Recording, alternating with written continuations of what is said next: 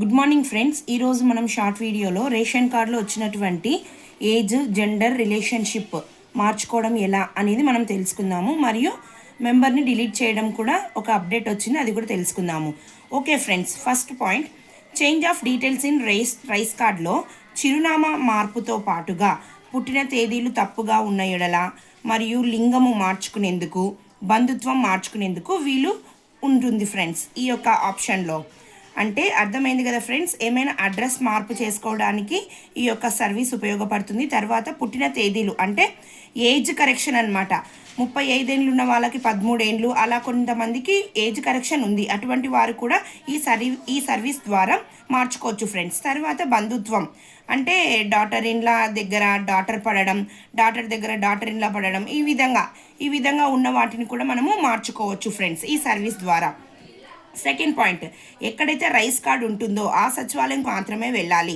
Digital assistant గారిని కలిస్తే వారు కింది అప్లికేషన్ ఫామ్ని, రైస్ కార్డ్ని, ఫ్యామిలీ ఆధార్ కార్డ్స్ని, ఇవన్నిటిని జిరాక్స్ని తీసుకొని రమ్మంటారు. తీసుకొని వెళ్ళాలి ఫ్రెండ్స్. ఖచ్చితంగా సెల్ఫ్ ఆధార్ కార్డు ఖచ్చితంగా ఉండాలి. అంటే ఆ రైస్ కార్డులో ఉన్నటువంటి హెడ్ ఆఫ్ ద ఫ్యామిలీ ఎవరినైతే పెట్టారో వారి ఆధార్ కార్డు మస్ట్ అండ్ షుడ్గా తీసుకొని వెళ్ళాలి. తర్వాత కరెక్షన్ ఎవరిదైతే ఉంటుందో వాళ్ళ ఆధార్ కార్డు కూడా ఖచ్చితంగా ఉండాలి. నెక్స్ట్, డిజిటల్ అసిస్టెంట్ దగ్గర కంప్లీట్ అయ్యాక ఈకేవైసీ జరుగుతుంది friends.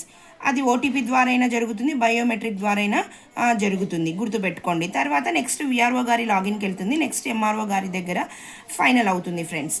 Next fourth point, rice card complete అయిందో లేదో మీరు టీ నెంబర్ ద్వారా చెక్ చేసుకోవచ్చు. ఇంతకుముందు వీడియోలో కూడా చెప్పాను, మళ్ళీ ఒకసారి బ్రీఫ్గా చెప్తాను. గూగుల్ క్రోమ్ కానీ మొజిల్లా ఫైర్ ఫాక్స్ కానీ వెళ్ళి అక్కడ VSWS అని టైప్ చేస్తే అక్కడ అప్లికేషన్ స్టేటస్ అని థర్డ్ బాక్స్లో ఉంటుంది. అక్కడ టీ నెంబర్ ఎంటర్ చేసి క్యాప్చా ఎంటర్ చేస్తే స్టేటస్ కనిపిస్తుంది.